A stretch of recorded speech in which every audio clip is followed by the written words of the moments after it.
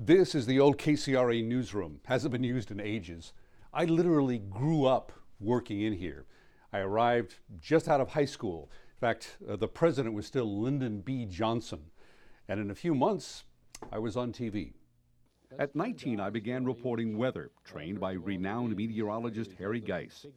10-year studies show that the state of Washington has, on the average, less than one tornado a year. Rain. And it looks very good for Wednesday night and Thursday. Ah, yes.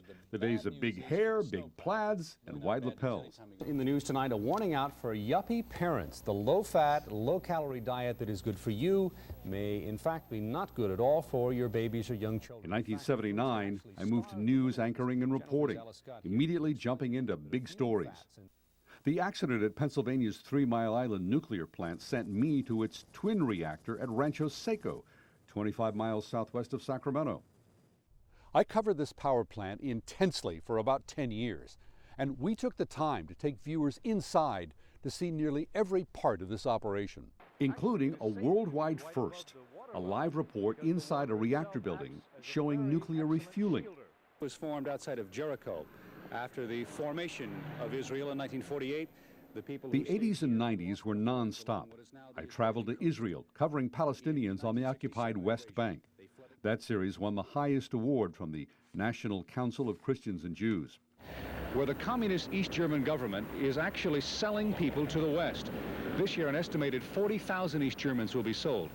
I reported from West Germany before the fall of the Berlin Wall.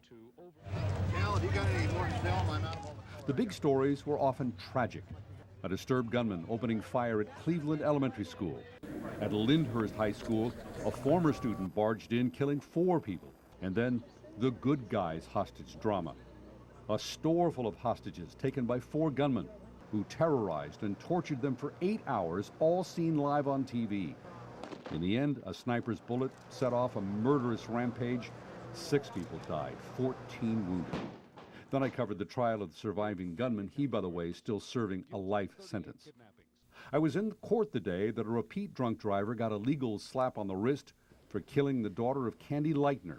I'm very unsatisfied. I think Judge Grosvelt just gave drunk drivers a license to kill. She went on to form MAD, Mothers Against Drunk Driving. I went to so many amazing places. Operating rooms to see new surgeries, gold mines in the Sierra, Hollywood sets, and NASA research centers like JPL in Pasadena. Holding aerogel is amazing. It has virtually no weight, but I can feel the form in my hand. And of course, the forces of nature. This was the lead story on the day of the New Year's Day floods 1997. An unforgettable sudden snowmelt causing havoc. There were also earthquakes, major storms, 3 droughts, and of course, heat waves. Ardent Fair Blacktop, temperature in the parking lot is 146 degrees radiating off the surface. My innovation was using a thermal tool to measure exactly how hot common objects were to the touch. In 2000, I was in the middle of the California energy crisis, reporting from the Cal ISO on the stunning series of statewide brownouts and blackouts. I reported on toxic trains after a series of accidents, and who can forget the devastating Angora fire at Lake Tahoe. So much has happened. Also an update on the situation in Guatemala at 11.